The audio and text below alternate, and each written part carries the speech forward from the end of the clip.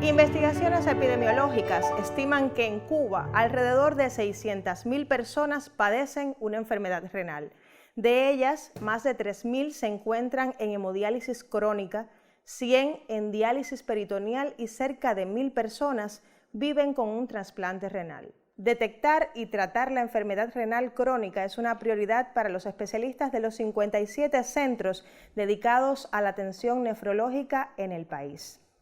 Para dialogar sobre nefrología y los proyectos que han hecho posible su ampliación en Cuba, recibimos en el estudio a dos expertos en el tema y me estoy refiriendo a los doctores Jorge Pérez Oliva Díaz, quien es presidente de la Sociedad Cubana de Nefrología, doctor en Ciencias Médicas y máster en Epidemiología. Bienvenidos, doctores. Y también al doctor José Cirilo Florín Irabien, nefrólogo y máster en Atención Integral al Niño. Bienvenidos ambos. Muchas gracias. ¿Están bien? Muy bien. Bueno, pues yo estoy lista. Y si es así, comenzamos en buen cubano.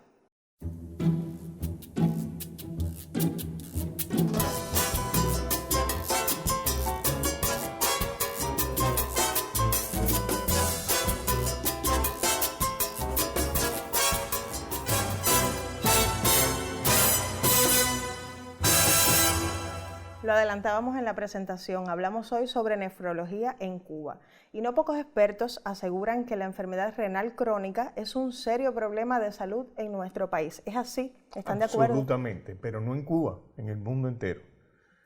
El 16% de la población mundial puede estar afectada de enfermedad renal crónica en cualquier estadio evolutivo. Pero a eso usted le suma que en magnitud de problema es 20 veces más frecuente que el VIH-Sida y es 2 veces más frecuente que la diabetes. Y además, solamente en los métodos de sustitución de la función renal por diálisis, diálisis peritoneal, hemodiálisis o trasplante, hay más de 4 millones de seres humanos que viven gracias a esta sustitución de la función renal, lo que implica que es una enfermedad extraordinariamente cara para el mundo. Y se puede decir entonces que es una enfermedad que, o sea, desde el punto de vista de la salud, es grave. Se dice que es una enfermedad catastrófica, pero eso es fundamentalmente en los adultos. ¿Y está asociada, doctores, al tercer mundo, al mundo desarrollado?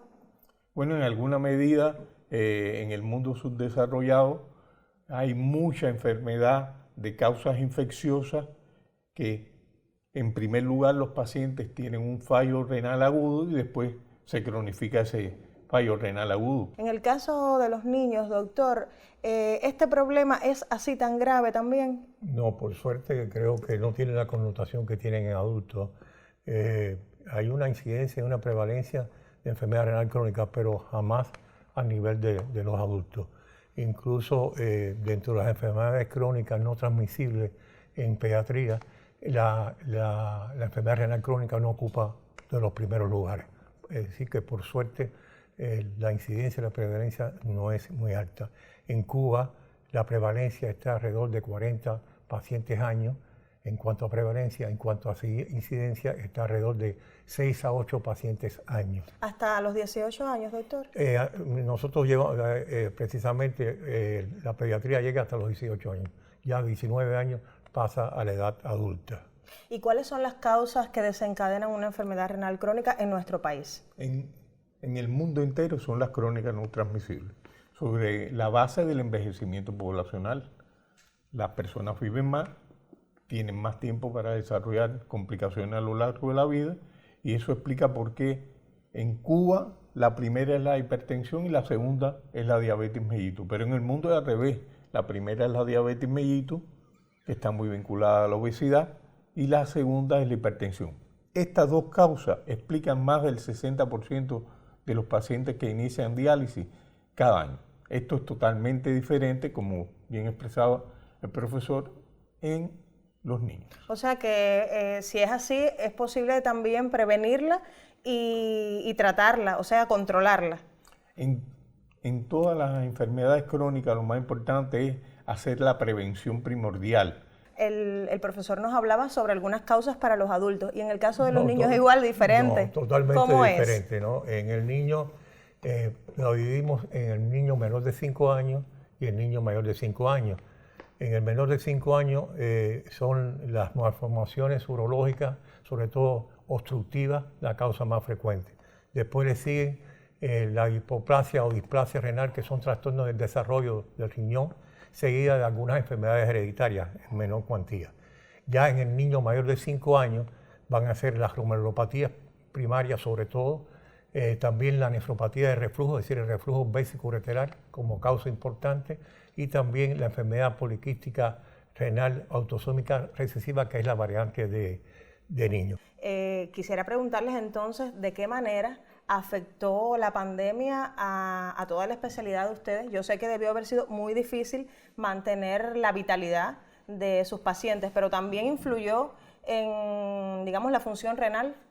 Bueno, su pregunta tiene dos aristas. Primero, la preparación que se hizo en Cuba para enfrentar la pandemia. Así es. Y evidentemente teníamos tres premisas. Primero, que todos los pacientes se siguieran dializando o recibiendo los medicamentos para trasplante, los que estaban trasplantados. Segundo, que se crearan las capacidades donde se iban a atender los hospitales COVID, que tuvieran la capacidad de atender pacientes que se pudieran infectar, que estaban en los planes dialíticos o trasplantados. Y en tercer lugar, que si cualquier ser humano se afectaba por la COVID y necesitaba de sustitución de la función renal por las complicaciones propias de la COVID, tuviera esa oportunidad. Yo creo que lo primero que hay que decir que ese enfoque biopolítico cubano de que lo primero era salvar vidas fue muy importante, porque para orgullo de los nefrólogos podemos decir que esas tres premisas se cumplieron. Incluso se cumplieron y se le llevó hasta los medicamentos, se les puso en la farmacia a las personas con todas las dificultades. Se les facilitaron realmente las gestiones a los pacientes. Y para orgullo de la nefrología, si un paciente requirió hemodiálisis, y hay que recordar los duros momentos que tuvimos de déficit de oxígeno, si un paciente en el país, desde Sandino hasta Baracoa, requirió de hemodiálisis de agudo, se le garantizó la hemodiálisis. Claro, no me pregunte lo que sufrimos. Ni todo lo que hubo que hacer. Bueno, usted me dice que no le pregunte, pero todavía hay una breve pregunta que queda en el tintero. Les propongo a ustedes hacer una primera pausa en la conversación. ¿Están de acuerdo? Claro que sí. Y a usted les recuerdo que estamos en Buen Cubano. Hacemos una pausa y en breve regresamos.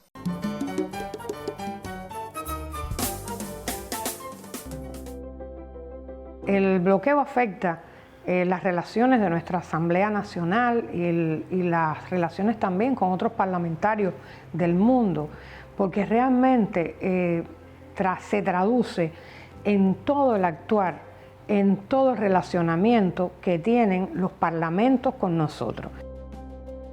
Si no tuviéramos el bloqueo, nosotros pudiéramos tener una mejor comunicación, un mejor entendimiento, una mejor puesta de experiencias al servicio de los pueblos.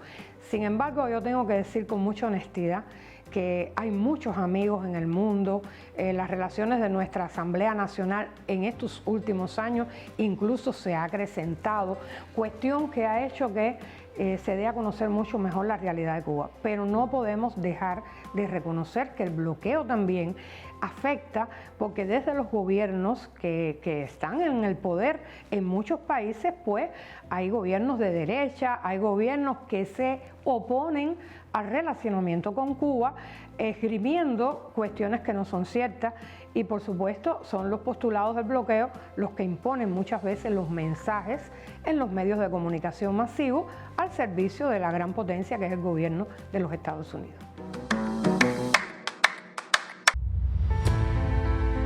Por supuesto que Cuba sería muchísimo mejor sin bloqueo. Una Cuba mejor sin bloqueo es lógico que aparezca definitivamente en nuestro futuro, porque no puede ocurrir que la barbarie esté contra la civilización. No puede ocurrir que la indecencia vaya contra la decencia y contra los verdaderos valores que lleva la humanidad. El arte, por supuesto, es una forma de resistencia. Ser cultos para ser libres, nos dijo Martín. Y lógicamente con ese postulado hemos vivido nosotros desde el año 59 en que triunfó esta revolución. Entendiendo que desde el primer momento Fidel, por supuesto, y toda la generación histórica puso la cultura como prioridad. Yo recuerdo un momento que Fidel dijo, no te vamos a decir cree, sino lee. Lo que justo nos ayuda, nos salva con respecto a no contaminarnos con esa globalización de la idiotez, es justamente el arte, es justamente mantener las tradiciones locales, ¿verdad? Todo lo que traemos desde nuestros ancestros y que es lo que nos hace decir que somos cubanos. Entonces, lógicamente, el arte es una de las formas más fuertes de resistir todos los embates que puedan aparecer de ese enemigo común que tienen todos los pueblos del mundo.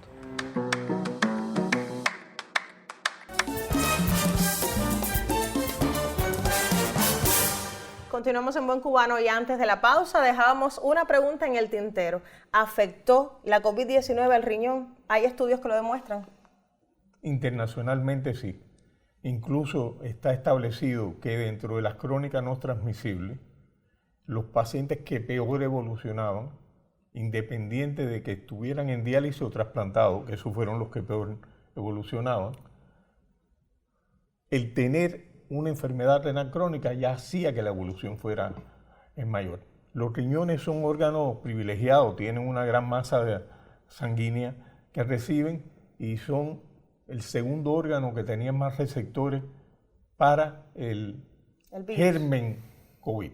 Por consiguiente, es lógico esperar que se afectara. Pero si usted piensa que los pacientes entonces tenían una enfermedad renal crónica de alguna causa, eran diabéticos o eran hipertensos o eran viejitos, se dará cuenta por qué la suma de esos factores de riesgo hacía que fuese tan grave la COVID en los pacientes renales crónicos. Y en el caso de un paciente sano, supuestamente sano, que nunca pasó o necesitó pasar por un servicio de nefrología luego de la COVID, se ha demostrado que se ha afectado el riñón, sus riñones por el virus. Dentro de los múltiples estudios que hizo en la nefrología, hay un estudio en convalecientes que ha demostrado que la enfermedad renal crónica, incluso en esas personas que teóricamente eran sanos y no tenían ninguna enfermedad, han evolucionado hacia una enfermedad renal crónica. Porque el virus, digamos, que produce un estado de inflamación crónica que puede afectar el riñón. Y en el caso de los niños... Bueno, en el caso de los niños yo creo que es un poco diferente. Nosotros hemos hecho estudios en pacientes supuestamente sanos, es decir, que no tenían patología renal alguna, y esos pacientes que se han seguido por un tiempo no se ha demostrado ninguna consecuencia directa del virus sobre el riñón. Son pacientes sanos. Por supuesto, un paciente con una enfermedad renal crónica de base, seguro que va a haber consecuencias serias a nivel de ese riñón. Yo creo que es importante también decir por qué la enfermedad renal crónica, los pacientes tuvieron esa evolución tan torpe. Y creo que fundamentalmente porque son pacientes inmunocomprometidos. Claro. Pacientes que tienen un nivel inmunológico muy deprimido. Y eso, por supuesto, provocó que los pacientes hicieran, es decir, que había una alta incidencia de la COVID en esta población. Pero no solamente la alta incidencia, sino también que los pacientes evolucionaban muy mal, porque prácticamente no tenían cómo defenderse de esta infección tan grave como fue la COVID. Y hablábamos antes de la grabación que las edades pediátricas son muy sensibles y la población además recibe esa sensibilidad cuando hay un niño, un adolescente, claro, que tiene una enfermedad renal crónica. Y me gustaría entonces que ustedes pudieran compartir ustedes de su experiencia y luego usted también desde ya las edades adultas, de qué manera, o sea, se muestra hoy los resultados de la nefrología en nuestro país, con ejemplos concretos si es posible. Te puedo decir que en el ámbito pediátrico nosotros tuvimos pacientes en métodos dialíticos y pacientes trasplantados con la COVID, en las salas de terapia intensiva muy graves, pero afortunadamente, a diferencia de otras poblaciones, no tuvimos fallecidos. Creo que pero fue muy arduo el trabajo. Incluso Pérez Oliva, el profesor, sabe cuánto tuvimos que luchar, cuánto tuvimos que hacer para que esos pacientes sobrevivieran. No, yo pienso que el impacto de la nefrología es muy concreto. El impacto de la nefrología es seguridad para la población. Todas las unidades de cuidado intensivo del país, de los principales hospitales del país, tienen módulos para dializar a los pacientes agudos. En segundo lugar, ha habido un plan de extensión de los servicios de nefrología que, como yo le expresaba, no es solo en La Habana, Claro. es desde la Isla de la Juventud hasta Baracoa, y yo siempre digo Moa, porque es más difícil llegar a Moa por carretera que a la misma Baracoa por la farola. Y eso le da seguridad a los pacientes. Y hay un plan de desarrollo de la especialidad que también permite nuevos servicios, acercándolos siempre a donde vive la población. Y lo otro que le da mucha seguridad es que los nefrólogos participan de la atención del médico familia. Y otro hecho tremendamente impactante es que Cuba es, dentro del contexto latinoamericano, uno de los países, el segundo país que tiene más nefrólogos por habitante. Y tenemos formación nefrológica de alto nivel en las principales universidades médicas del país. Yo creo que en investigación lo que se ha aportado desde el inicio de la especialidad, que como especialidad que surgió en el 60, fíjese usted que la especialidad se hace como tal nefrología en 1960. Y nosotros en el Instituto de Nefrología, el profesor Abelardo Bush y sus dos alumnos destacados, internistas, Charles Magrán y Reinaldo Mañalich, empezaron la diálisis en el agudo, pero ya lo vieron diferente. No era dializar, era buscar las causas que llevaban a la diálisis para prevenirlo. Claro.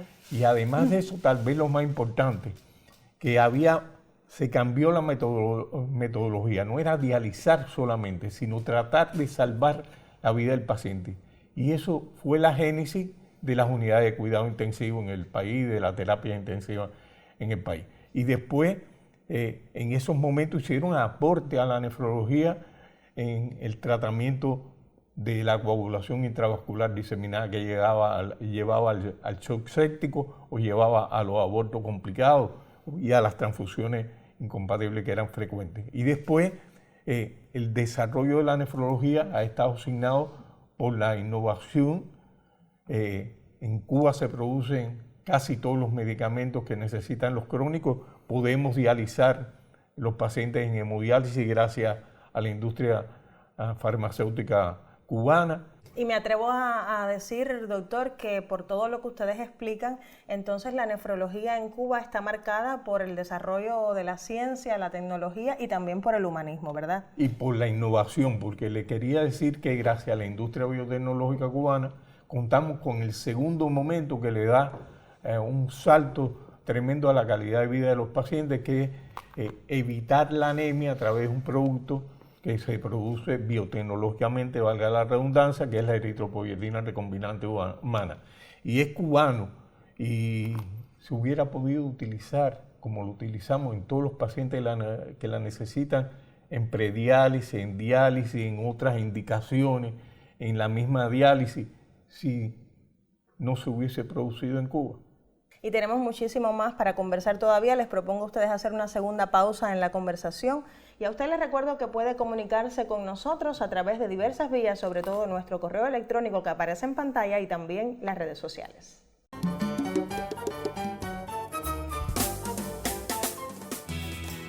La producción de un extintor contra incendios dura como promedio 3 horas. El montaje de un pararrayo 3 días. Un gabinete con sistema digital de alarma 8 horas. Un módulo detector de fuego 20 minutos. La protección de la vida humana tiene garantía de por vida y 35 años de experiencia.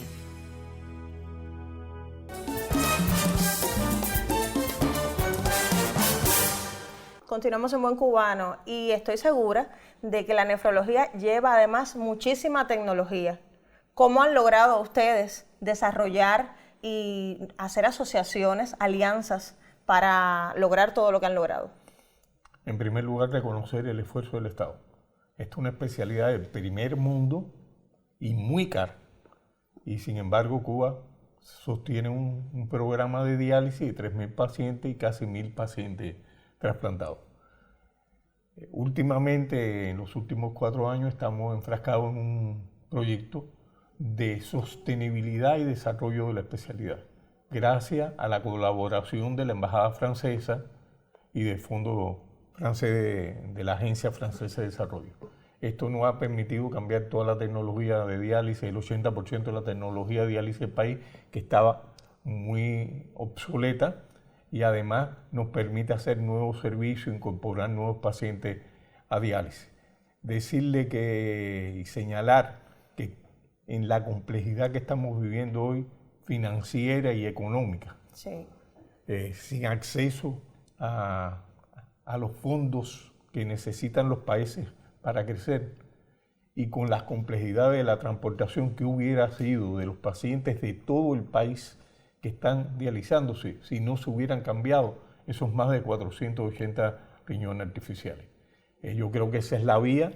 Tenemos una contraparte que está abierta a nuevos proyectos, y pensamos que los nuevos proyectos a futuro tenemos que hacer énfasis en transferencias tecnológicas para hacer diálisis peritoneal e incorporar a la pediatría, que se benefició en los servicios existentes, pero que debemos intensificar el trabajo con las terapias intensivas pediátricas.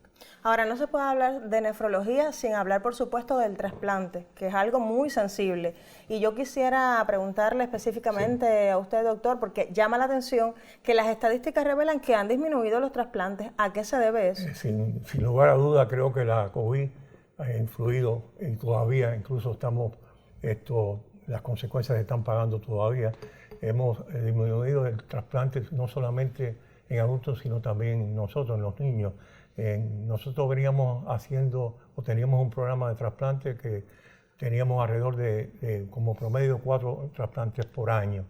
En el 2020 hicimos el último trasplante. Ya en el 2021, que fue en la efervescencia de la COVID, no pudimos trasplantar. En el 2022 hicimos un trasplante, y hoy por hoy todavía no hemos podido trasplantar ningún caso. También esto se hace extensivo al trasplante de los adultos, que también ha habido una merma importantísima de pacientes que recibían un trasplante renal. Incluso en el caso del niño, yo digo que el tratamiento de elección de la insuficiencia renal crónica en el niño es precisamente el trasplante renal. Discúlpeme, la situación económica del También. país es la que marca el desarrollo del trasplante, y verdaderamente esa es la principal limitante que tenemos en estos momentos para retomar una cosa que es necesaria, y que es por lo demás el método que costo-beneficio es mejor, el trasplante renal. Está claro, y se nos ha acabado el tiempo, pero antes de irnos yo quisiera que ustedes brevemente, en 2 o 3 palabras, pudieran decir qué debemos hacer tanto los pacientes como las personas sanas para cuidar el sistema renal. En primer lugar, saber que si envejecemos ya tenemos factores de riesgo, y que lo primero a controlar es la enfermedad que puede llevar a una enfermedad renal crónica. Por consiguiente, si tenemos la estructura del médico de familia, tenemos una atención primaria, hay que demandar cómo funcionan mis riñones, hacerme los controles como están establecidos anualmente, y son investigaciones muy sencillas de sangre y orina que permiten decir no solo si tienes daño renal o no, sino hasta tu pronóstico y saber en qué momento puedes llegar a diálisis. O sea, hay que cuidarse. Ese es el resumen, ¿verdad? Claro, ¿cómo que no? Pues se nos acabó el tiempo. Ahora sí, muchísimas gracias a los dos por aceptar nuestra invitación. Y a usted, como siempre les digo, volveremos a encontrarnos muy pronto en Buen Cubano.